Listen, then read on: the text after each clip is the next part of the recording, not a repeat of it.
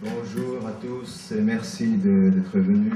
Je vais brièvement introduire notre session et vous parler un petit peu de la raison pour laquelle finalement nous avons organisé cette conférence avec vous. Nous vous convions en cette fin d'année qui a été à la fois lourde de sens sur le plan du terrorisme et en même temps avec l'espoir finalement et la vision de l'ONU dont a parlé Patrick, qui est de donner un but.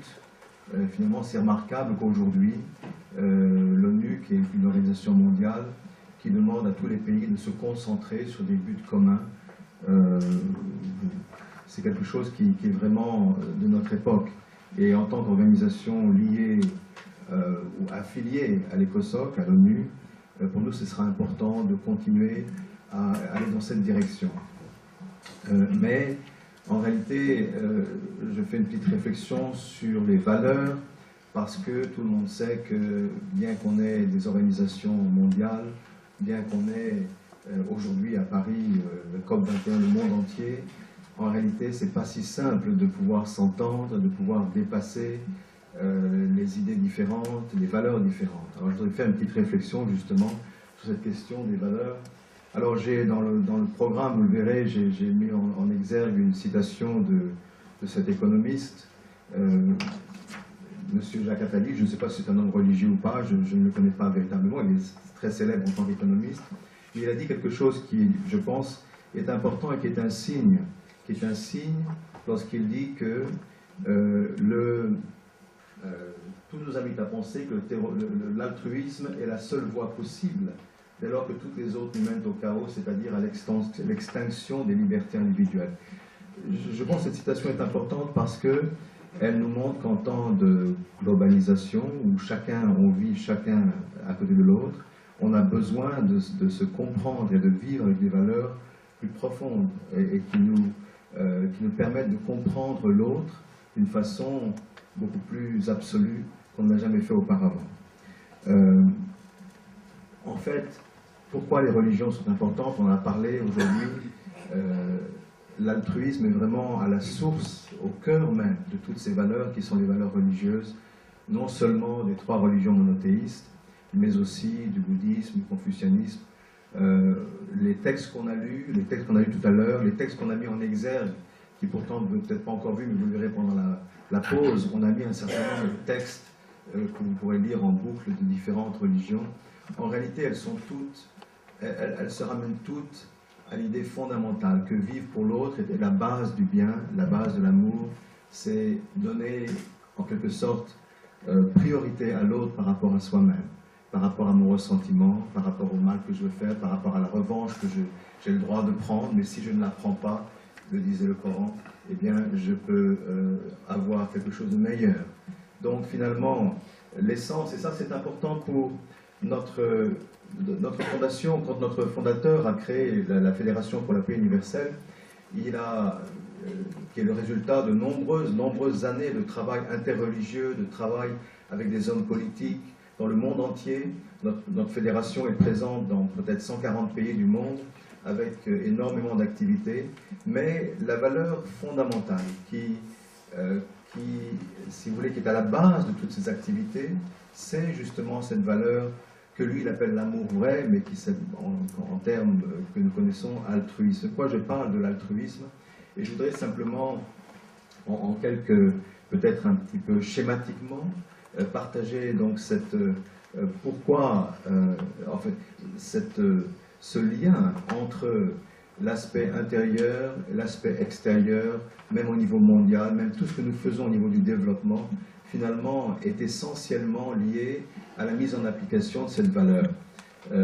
Aujourd'hui, en France, on parle on a des valeurs importantes. D'ailleurs, aujourd'hui, après le terrorisme, le gouvernement et tout le monde cherche à nous rassembler autour des valeurs de la République, de la liberté, de l'égalité, de la fraternité. On entend ça naturellement tous les jours à la radio, à la télévision, et c'est très important. Mais le fait est que des valeurs comme la liberté, l'égalité, la fraternité, la justice, la réciprocité, si ces valeurs ne sont pas fondées sur une attitude altruiste, en réalité, elles ne font que créer plus de conflits, puisque chacun va chercher à tirer la couverture à soi, même au nom de la vérité, même au nom de l'égalité, même au nom de la liberté, et finalement, il n'y aura que des conflits. Donc on vit dans une société qui a un grand idéal, mais qui ne le vit pas profondément. Et même le terrorisme est une... il faut bien le dire, le terrorisme est fait au nom de certaines valeurs. Il y a certaines valeurs sont proclamées derrière certains actes de terrorisme, même sans parler du terrorisme actuel que l'on connaît. Il y a 10 ou 20 ans, il y avait des groupes terroristes qui, au nom d'une certaine idéologie, pensaient changer la société, faire la révolution, etc., au nom de certaines valeurs. Or, si on met l'altruisme comme juge, si la valeur fondamentale reste la vie pour l'autre, alors le terrorisme est fondamentalement mauvais. C'est le mal absolu, parce que c'est détruire l'autre pour soi-même, ou pour ses idées.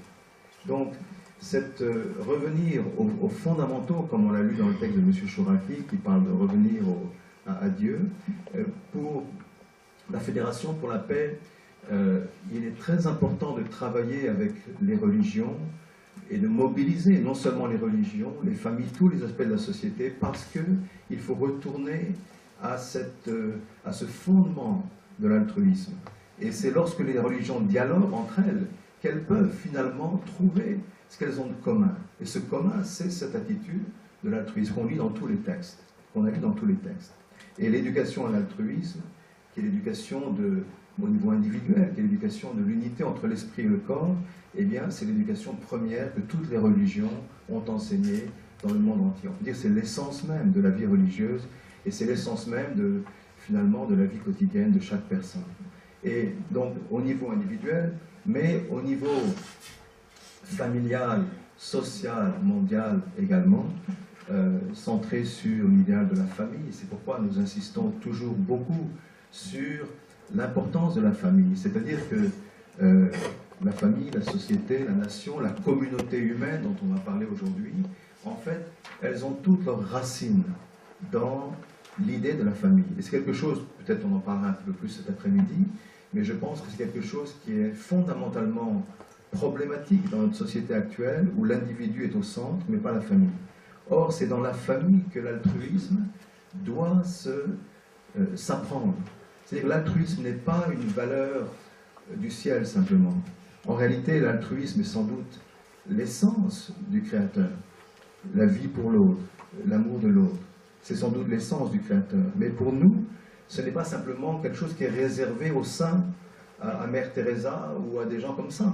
C'est-à-dire que l'altruisme, et c'est pour ça qu'on a toujours beaucoup insisté sur les questions de la famille, parce que lorsque la famille est saine, eh bien, lorsqu'un enfant grandit dans sa famille, d'abord en tant qu'enfant, puis en tant que frère et sœur, puis en tant que mari et femme, et enfin en tant que parent, c'est une éducation à l'altruisme. Tout le monde sait, puisque tous ceux qui sont parents savent qu'il n'y a pas de cœur plus altruiste qu'un cœur parental. Qu'un cœur parental pour ses enfants.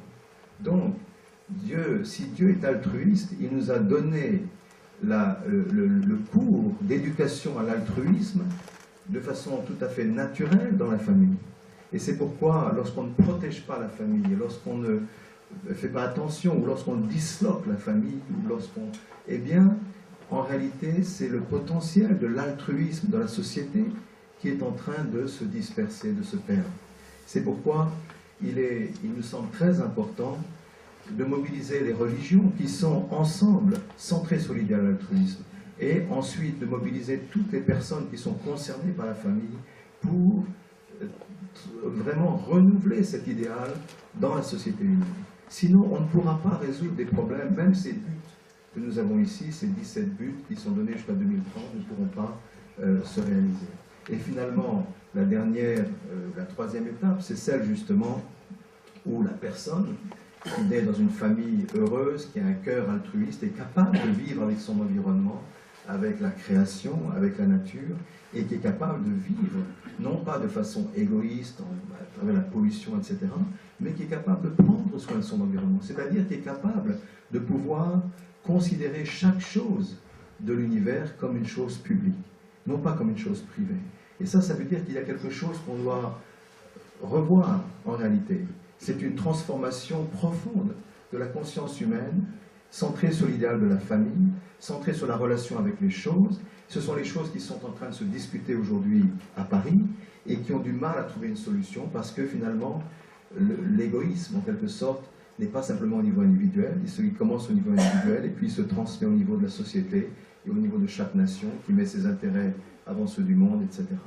Tant qu'on n'aura pas profondément transformé la conscience humaine, eh bien, on ne pourra pas résoudre nos problèmes. Or, nous sommes, comme l'a dit Jacques Attali, à la veille d'un monde où la globalisation implique qu'on doit aller vers plus d'altruisme. Je pense dans ce sens-là, il avait tout à fait raison, et c'est pourquoi ces trois aspects sont devenus les trois, si vous voulez, les trois sessions que nous organisons aujourd'hui. La première centrée sur l'idéal religieux, interreligieux, et l'union entre le religieux et le temporel, si vous voulez, comment les religions peuvent, comment les leaders religieux peuvent influencer avec plus d'altruisme, des politiques plus altruistes de la part des politiciens.